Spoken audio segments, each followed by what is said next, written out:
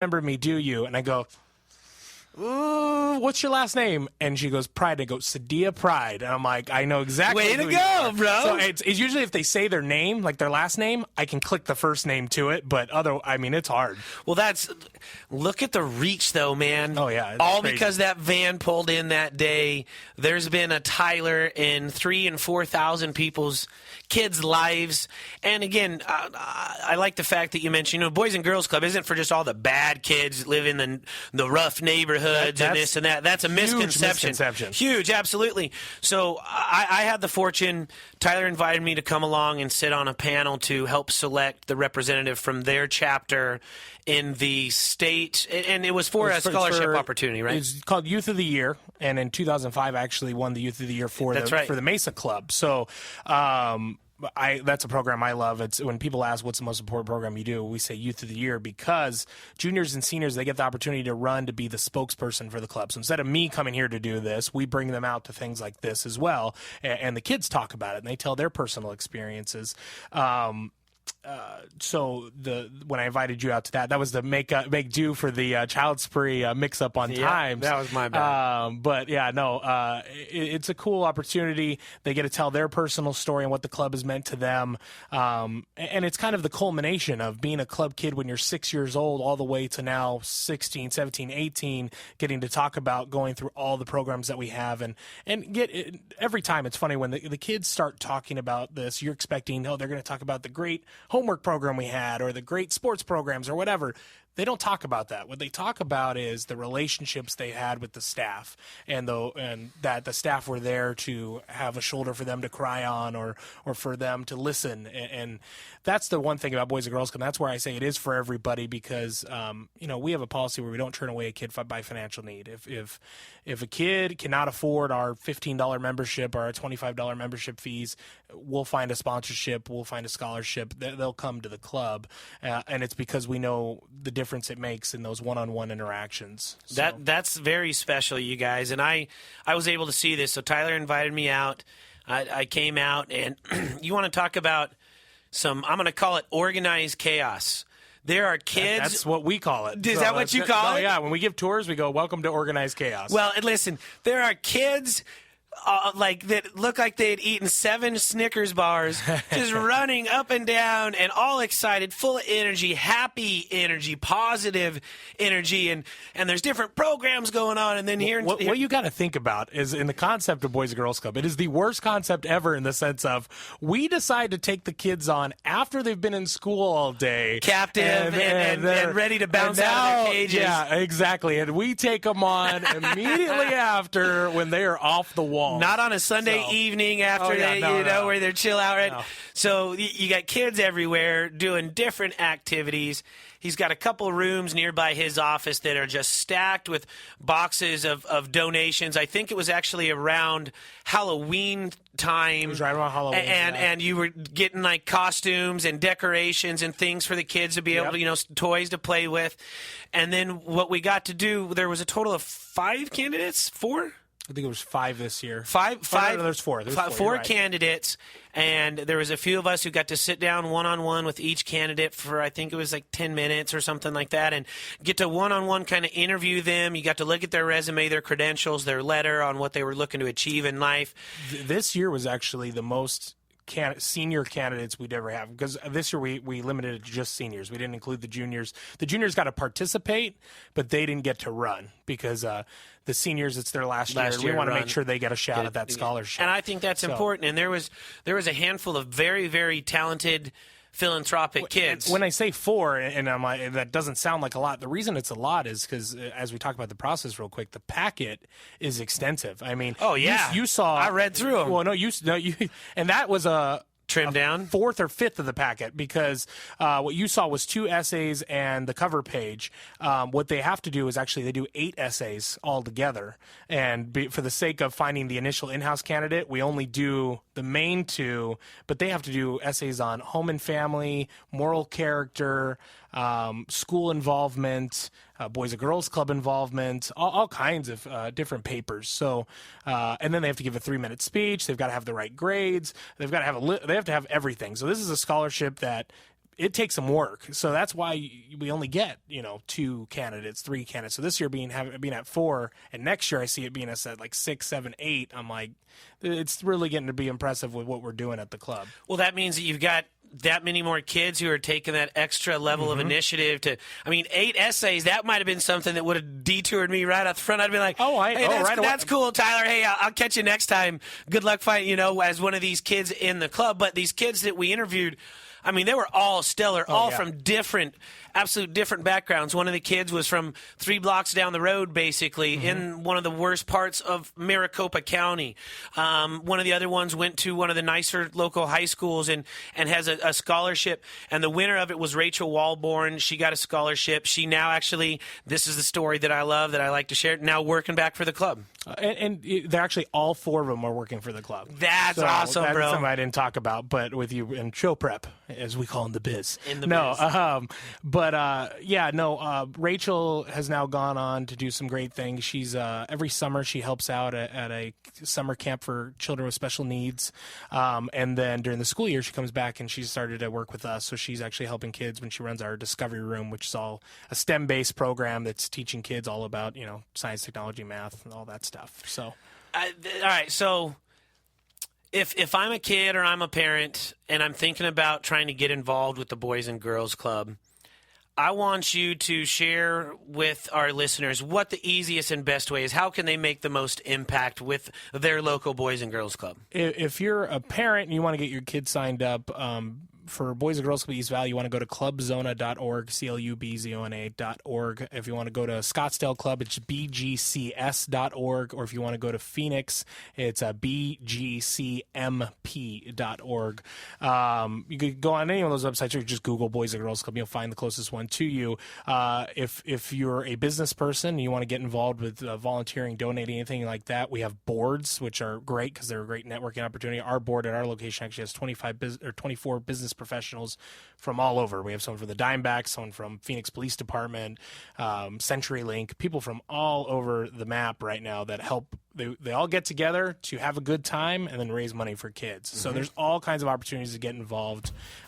We have sports programs. Right now we're opening a $750,000 football and soccer field thanks to great partners like the Arizona Cardinals, Thunderbirds Charities, just a lot of Buffalo Wild Wings, a bunch of great partners that are pitching in to make that possible.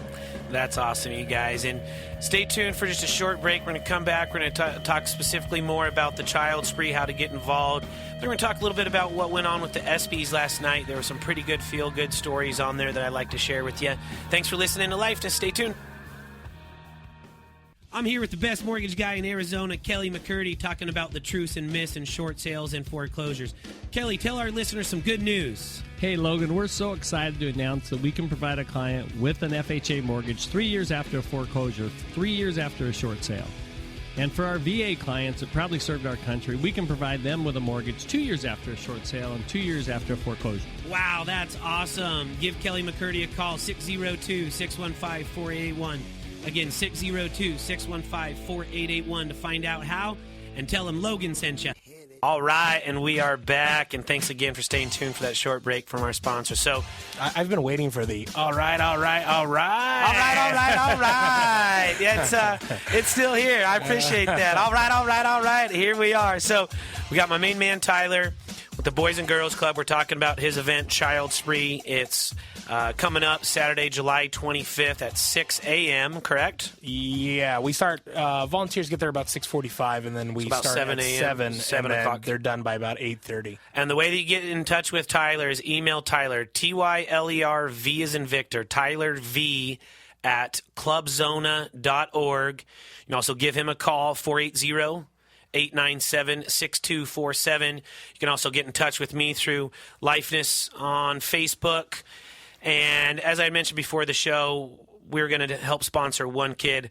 I love you, Tyler. I love what you're doing. I'm going to double that. We're going to sponsor 2 kids for you this year, man. I'm with that. So we'll get you a check after the show and help 2 kids get some new school clothes and some school shoes to feel cool and feel like they fit in and be a part of it. I just think it's a great thing that you're doing. So how to get involved with the Boys and Girls Club? You can get in by volunteering your time. You can get in by donating resources. back to school supplies, some of these things, or you can simply just donate some money, like to the Child Spree or any other events going on during the year, right? Yeah, I mean, of course, we'll always take a check, but my big thing being a Boys and Girls Club kid is I always want to get those that give checks involved. I want them to be able to see. I just think it makes a bigger impact. I think it makes a bigger impact on the kid, seeing adults come in and that care to help them out. And I think it makes an impact on those that are donating, that they get to see right where their money's going. I mean, there's so many charities. You can give money to anything. So I donate to plenty of charities that I just give money to. I like when I'm able to get my hands, involved and see what's going on. And he is so true about getting the people who donate involved, because, I'd given this money for the Child Spree thing, and I'd missed the time to go shop on the Saturday. So I didn't get to even meet any of these kids or be around. So Tyler said, hey, I got this special thing coming on. I want to invite you out. So I got to go out and see this organized chaos and talk to some of the kids and see Tyler and some of his other, team at his place interact with these kids. And that was the difference maker. Mm-hmm. That was where it was like, okay, I see it. I get it now. It's not just I'm giving some money to help something. Mm-hmm. I can go and be involved and see with my own eyes what this is going towards. See these kids' smiles on their face, driving up to the Boys and Girls Club, not in the best neighborhood, seeing some kids not at the Boys and Girls Club that look like they were up to no good. And then you pull into this parking lot that's absolutely packed. There's kids running around with smiles on their face everywhere. It's like a little safe haven to just go be a kid and not worry about the outside pressures of life mm-hmm. and your surroundings and, what you are, your status and your parents and this and that. Go be a kid. Yeah. Right? That's a place where you can go be a kid. Mm-hmm. And I think that's really special. So you guys, near and dear to my heart, we're going to help out 2 kids for the Child Spree. But if there's anyone else out there that would love to help out, 2 ways to get in touch with Tyler. Give him a call, 480-897-6247. Or an email at Tyler, V as in Victor, TYLERV, at clubzona.org, CLUBZONA.org. Well, you're the man, and I appreciate all that you do for our community. We need more guys like you out there. They don't have to go as far as getting the tattoo, but I'll tell you what, that's all in, and you are all in, and you can sincerely see and feel that when you're around you, Tyler. And so thanks for being a good dude. You exude lifeness all day long. Keep doing what you're doing and helping our community, man. We love you for it. That's killer. And Boys and Girls Club, you guys, everybody's heard of that. Did anyone watch the Major League All-Star game the other day? Everyone was wearing the big gold Boys and Girls Club lapels. Yeah, we're on their lapel. The pins on their lapels. Choice of Major League Baseball. Yeah, that is so cool. And so I did not know that. Cool story. When the All-Star game was here, Adriana from our club got to be one of the home run derby contestants. She got to have a player, and it was Adrian Gonzalez at the time. He was with the Red Sox, and that was who she was matched up with. And he went all the way to the finals. And it was basically our club got a $10,000 donation, but the winning club, whoever's player won, got a $50,000 donation. And he went all the way to the finals. And I can't remember. It was someone from the Yankees ended up winning. It was Robinson Cano. Yeah, it was Cano. That's right.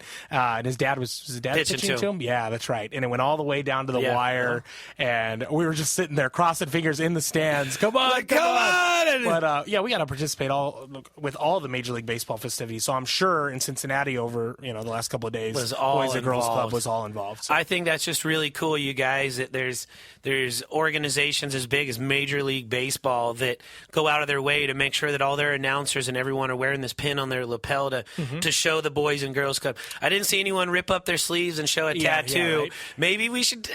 We got to find someone at Boys and Girls Club to show them your tattoo, and you'll be on all their commercials or something. Want to get involved?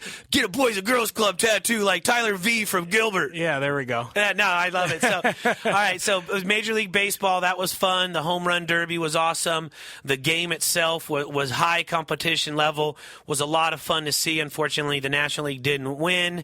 They're not very very good at winning the All-Star games, which means the American League has home field advantage in the World Series. I did recently go to Vegas and bought a ticket for the Diamondbacks to win the World Series. It was something like 300-1 odds, and so the National League not winning home field advantage you put like $5 on it. I did like 50, man. Oh, right, okay. I just went big and went all in.